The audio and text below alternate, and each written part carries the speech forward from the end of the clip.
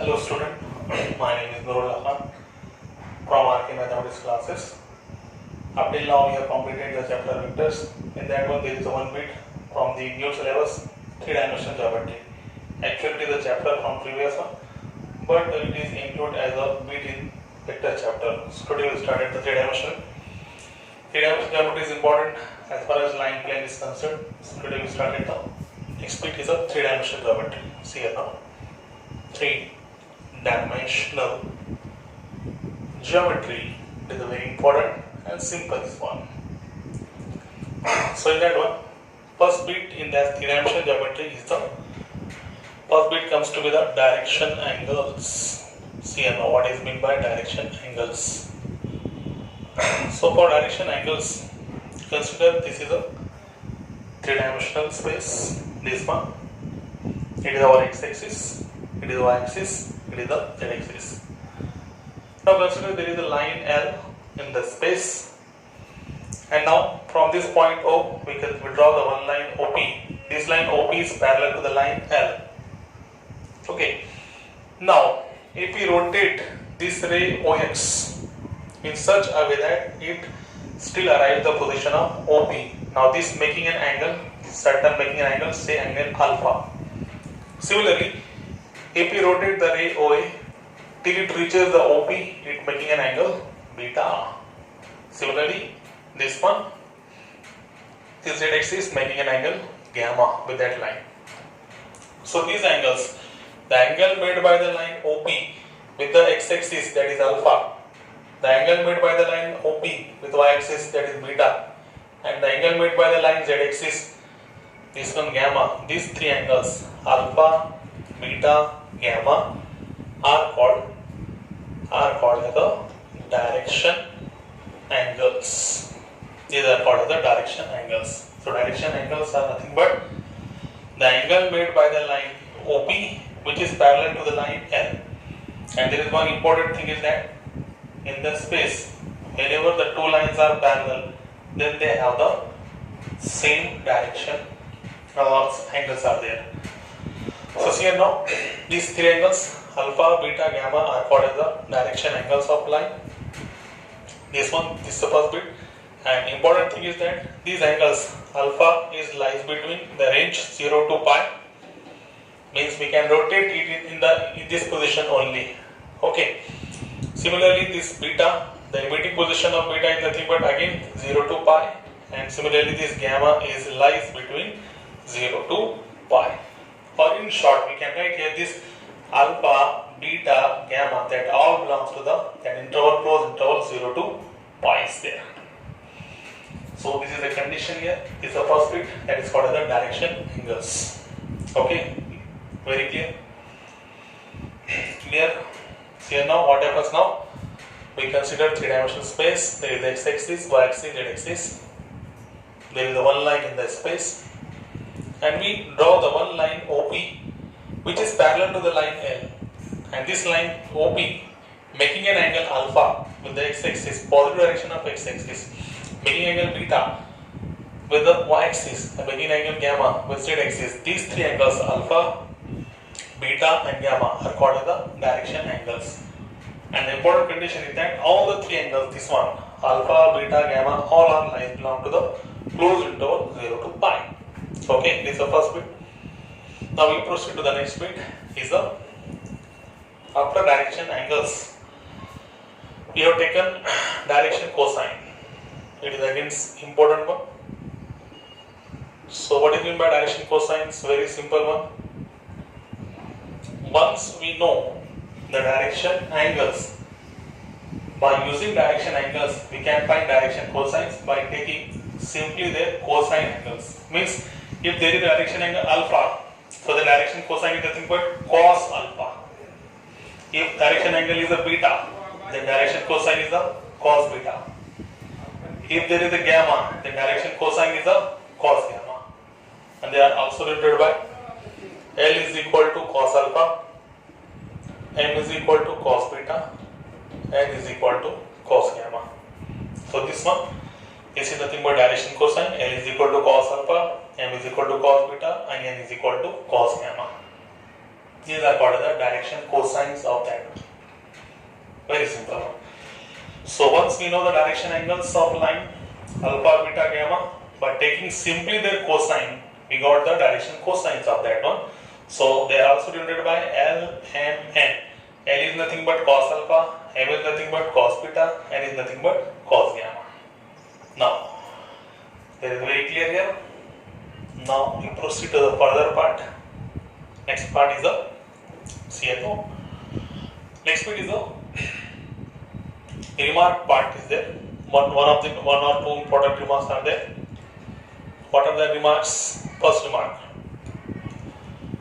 The x-axis, on that x-axis, particularly on that x-axis, the direction angles are 0 degree, 90 degree and 90 degree. Why it is? Because on x-axis it does not proceed further, so angle is a 0 degree.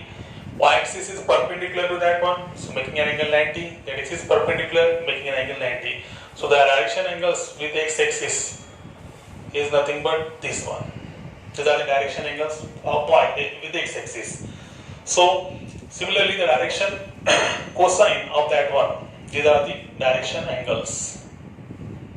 Direction angles of x-axis. So therefore, by taking simply their cosine value, cos 0, cos 90, again cos 90, it gives us the direction cosines. Cos 0, comma, cos 90, cos 90, cos 90, this one. And this gives us what are the values? Cos 0 is nothing but 1, cos 90 is 0, cos 90 is 0. This is nothing but these are the direction cosine. These are the, in short, we can write here DCS, direction cosines of x-axis. Second bit, this one with the y-axis. If you consider this one, y-axis means this one. So what are the direction angles? X is perpendicular 90, on y-axis 0 degree, and z-axis is this one, is perpendicular to that one. So these are the direction angles. These are the direction angles. So by taking simply their cosine value, cos 90, cos 0, cos 90. So we got direction cosines is something like to be 1, 0, 1, comma 0. These are called as the DCS, direction cosines with the y-axis. Similarly, while talking about third one, z-axis, that is what are the direction cosines of that one? Simply direction angles are nothing but 90 degree, 90 degree and then 0 degree, and direction cosines are 0, 0, 1. So these are the direction angles and direction cosines with the x-axis. These are the direction angles and direction cosines with the x-axis. These are the direction angles with y-axis and direction cosines with y-axis. These are again direction cosines with the z-axis and direction angles with the z-axis. This is the important remark is that.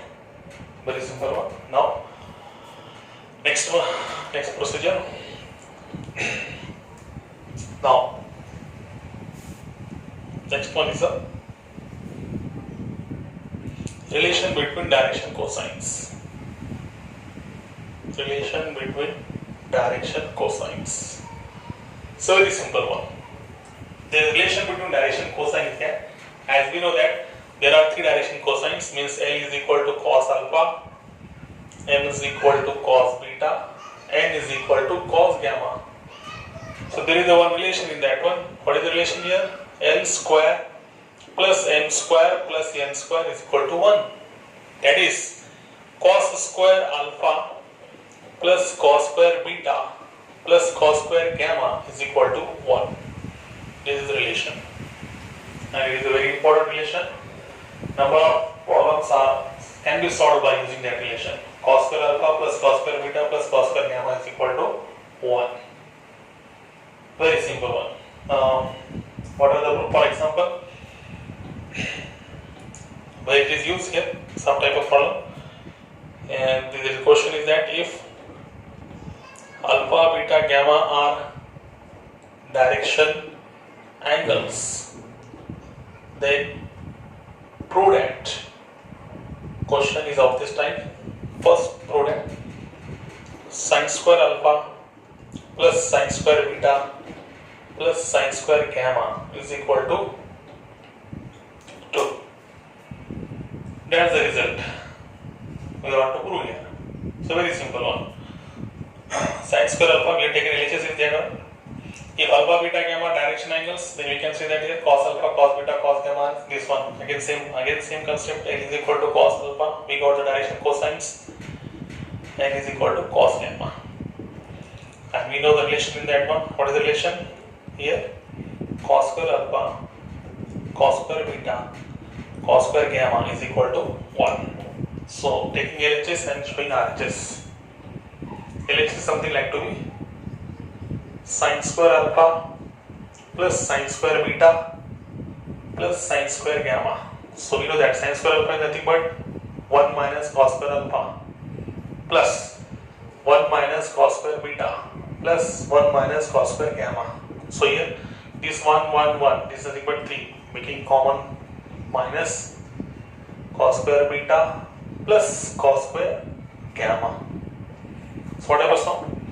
3 cos square alpha, cos square beta, cos square gamma, that is equal to 1. 3 minus 1, that is equal to 2, and that is equal to 1 RHS. So because of that, this result is very important. Number of problems can be solved by using that one. So there is a relation between direction cosine is there. If there are 3 direction cosines, L is equal to cos alpha, M is equal to cos beta, N is equal to cos gamma, and the relation is that the squaring and addition is L square plus M square plus N square is equal to 1. It means L is nothing but cos alpha, so cos square alpha plus cos square beta plus cos square gamma, that is equal to 1. Now by using that relation, we can find number of solutions are there. This is the first proof. Similarly, you can prove that result. There is no need to that one. There is given in the textbook is there. Okay. So there is a relation between direction cosines is there. So now we will proceed to the next part of that one. Okay. Clear? Very clear. So we proceed to the next part of that one. So next bit is that. Next bit is nothing but direction ratios. Direction ratios. Direction ratios in short it is called as the DRS. So what are the direction ratios here? Very simple one.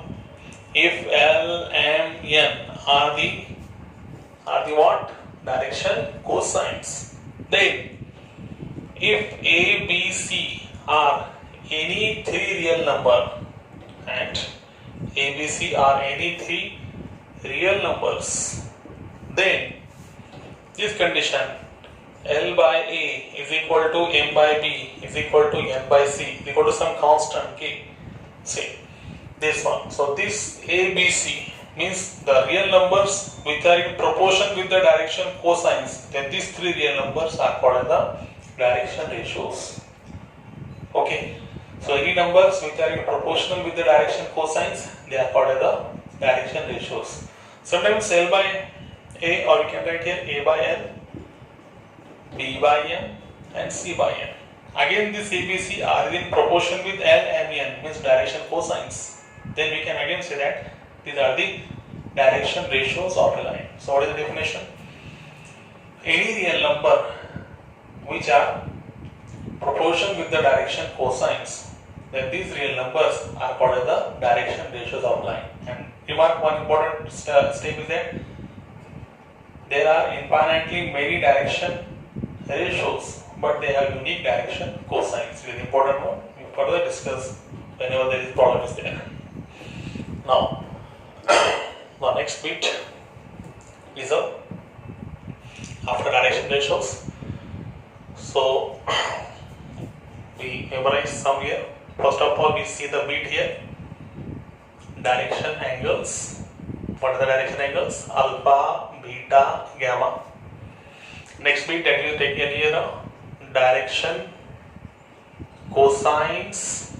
It is nothing but simply taken cos alpha, cos beta, cos gamma. They are again denoted by L, M and N. Now next bit after direction cosine. Relation between direction cosine. Okay, DCS, in short we can write here DCS. What is the relation between direction cosine? L square plus M square plus N square is equal to 1, or simply cos square alpha plus cos square beta plus cos square gamma is equal to 1. Now next bit that we see is the DRS. DRS means what? Direction ratios. What are direction ratios? Any real number proportion with the direction cosines are called as the direction ratios. This is the main summary of that one. Now we proceed to the next bit is the relation between DRS and DCS. What is meant by DRS? DRS means direction ratios, DCS means direction cosines, and there is relation between direction ratios and direction cosines. It is important relation. Wherever the direction ratios are known to us, by using that relation we can find the direction cosine of any line. So see now what is the relation here. So as we know that direction cosines and direction ratios, L by A, M by B is equal to N by C is equal to what? Some constant K. So from that one, L by A is equal to K. So what is L? L is equal to AK. What is M? PK. Is your again CK. We know that in relation L square plus M square plus N square is equal to what? 1. Put the value in that one. A square, K square, B square, K square, C square, K square is equal to 1. Taking K square common. If you take in K square common here, A square plus B square plus C square, that is equal to 1. So again we can write here K square is equal to 1 upon A square plus B square plus C square. Simply you got the value of K here. There is a square is there, K is nothing but plus or minus 1 upon under root of A square plus B square plus C square. It is the value of K. Now simply keep the value of K in that direction cosines. Then what happens? Now here, see here now. After taking these values in that one, what happens now? L becomes, first direction cosine become plus minus A remains as it is upon under root of A square plus B square plus C square, and is equal to plus or minus B upon under root of A square plus B square plus C square, and N is equal to plus or minus C upon A square plus B square plus C square. These are nothing but relation between direction ratios and direction cosines. Once you know the direction ratios, by using that one we can find the direction cosine of any line. Okay, it is a very important relation. There is one remark. Remark is that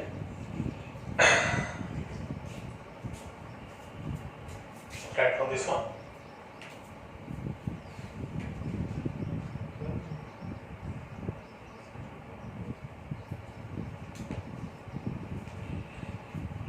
Okay, remark is very simple here. First of all, see now what is the relation between that one? These are the relation between direction and direction cosines. From that we got the value of L, we got the value of M, we got the value of N. Simply kept in that one, find the value of K, and again substituting again this one in place of L, in place of M, in place of N. Now remark is that, what is the remark here? Remark is very simple.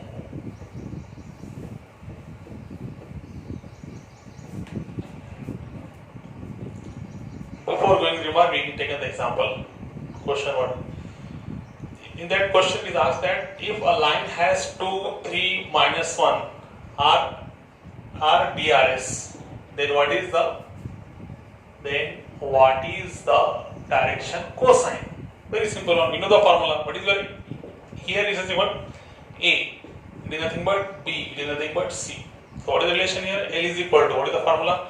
Plus or minus A upon under root of A square plus B square plus C square. Similarly, m is equal to plus or minus b. B means what? 3. 3 upon under root of same 4 plus 9 plus 1. And simply n is equal to c means plus or minus means minus plus 1 upon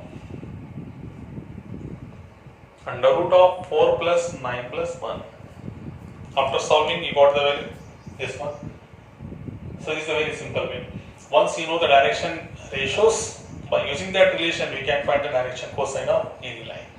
Okay, so now we proceed to the next part. Okay, so next part is that you have taken the remark of that one. What is the remarks? The first remark is that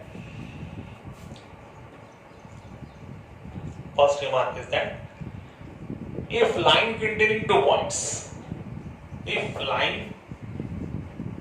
containing 2 points, which points? First is a of x1, y1, z1 and b of x2, y2, z2. Then b of x2, y2, comma z2. Then DRS of that line are. What are the DRS of that line? Very simply, you have taken subtraction of that one, x2 minus x1, y2 minus y1, z2 minus z1. You have to make one direction ratios of that line. If line containing 2 points, this one, there is a line which containing 2 points. And we are interested to find out the direction ratios. So what happens now? Simply x2 minus x1, y2 minus y1, z2 minus z1. By using that one, we can find the direction ratios of line. And you have to make one direction ratios of that line if line containing 2 points. Then second remark is that, remark 2, if there is a one line and on that line the coordinates of A is given to us x1, y1, z1 and there is a point P and the coordinates of P are not known to us. We are interested to find out P. It is only given that this point P is at a position of D from point A. Then we can find the coordinates of point P by using the formula x1 plus minus LD, comma y1 plus minus MD, z1 plus minus ND. It is the formula for finding the coordinates of any point on the line which are at a distance of D from the given point. x1 means this one, L means you have to find out the direction cosine of that line first. Then D means distance is given to you. Simply keep in that one and find the coordinates of that one. It is the formula. Second remark, do you understand this one? What is the second remark? Second remark is that if there is a one point on the line, coordinates of one point on the line is given to us and the distance of second point from that point is given to us and we are interested to find out the coordinates of second point, then this is the formula for finding that one. x1 plus minus LD, y1 plus minus MD, z1 plus minus ND is there. You can also derive that formula, but there is no need to derive that one. It is a simple one. Only you have to remember is that one. Okay. So these are the very basic and introduction part of three-dimensional geometry. In next lecture, we continue the next part of that one. Okay. After that one, we started the angle between this one, direction ratio, direction cosines, and the next part of that one in the next lecture. Okay.